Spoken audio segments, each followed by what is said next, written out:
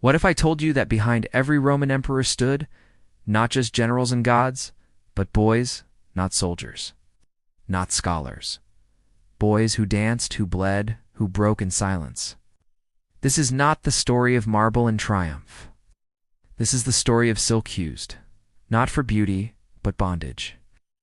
The brutal, buried truth of Rome's human ornaments. Forget the glory. Forget the empire. Remember the boy. Because he couldn't forget. They dressed him in silk softer than his mother's arms, but it wasn't comfort. It was a leash. He was no more than 10.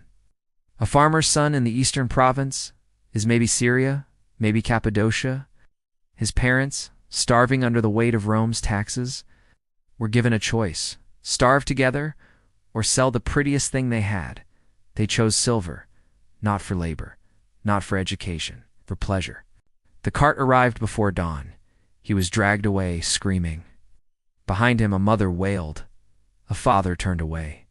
From that moment, he ceased to exist. Across sand-swept deserts and dark moaning ships, he passed through hand-straighters, pimps, eunuchs each, one less gentle than the last.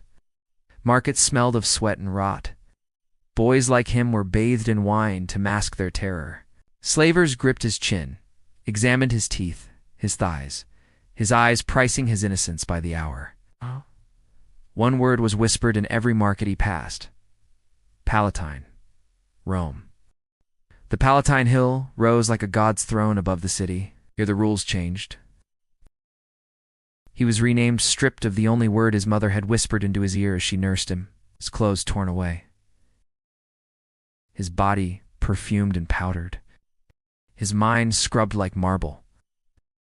He was trained by men who had long since stopped being men, eunuchs, half-dead creatures who taught him how to smile while dying inside, to walk without sound, to dance with wrists like smoke, to kneel, not from worship, but submission.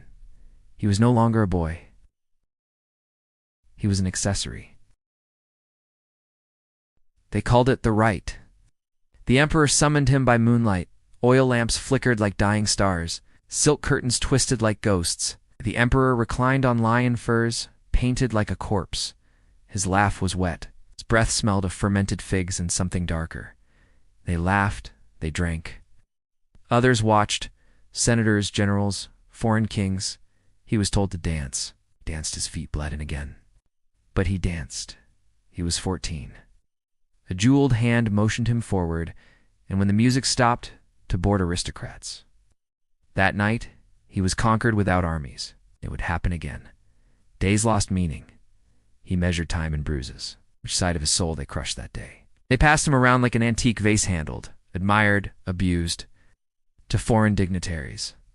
Some nights, he served 20 guests. The emperor died. Poison, they whispered. But the boy didn't cry. He'd long since forgotten how. A new one rose, younger, hungrier. He liked games.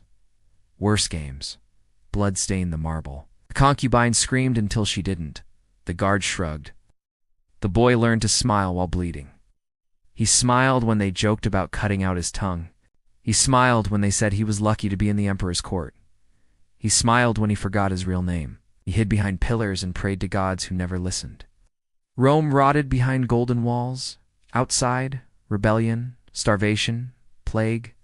Inside, wine, violence, and boys like him dancing beneath the chandeliers, he realized.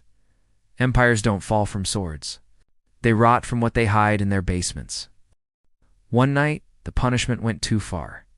He bled a lot. They dumped him like trash in a servant's room. A physician looked once and left. Not worth it, he muttered. But an old kitchen woman stayed. Wrinkled, silent, invisible. She whispered, there was another, a boy who ran through the kitchen, past the pigs, into the sewer. That night, he followed her ghost. He ran barefoot past yawning dogs, over slippery tiles, through firelit feasts, crawled behind barrels, through pig shit and shadows. He found the stone tunnel. He entered. Darkness swallowed him, but so did freedom.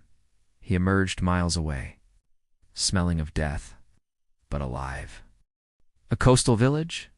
No Latin? No questions? A widow gave him bread. A fisherman gave him work. They never asked his name. He didn't offer one. He cleaned nets, hauled salt, sweated under a sky too wide for Rome's palaces. His body once worshipped turned to bone and scar. His hands once adorned with rings grew blistered. But at night, when the wind blew just right, he remembered. One day, a merchant came, bringing scrolls from the capital. The emperor had died again, they said in his sleep. But the boy now Amon knew there was no peace behind those walls. That night, he sat by the sea. He cried not for himself, but for the boys who didn't run. He wrote not in Latin, but in the tongue of his mother. He wrote what they did, what they took, what they destroyed. He didn't care who read it. He just needed the truth to survive. Years later, a scroll was found in a Greek widow's home, burnt, torn, fading. But one line remained. They erased my name, but they will not erase my voice. Rome remembers its emperor statues carved in marble, names chiseled into time. But the boys? The boys were shadows. No tales, no triumphs, no tombs, only silence. But silence is not the end, and forgotten does not mean gone. Somewhere his words survived, and today you heard them.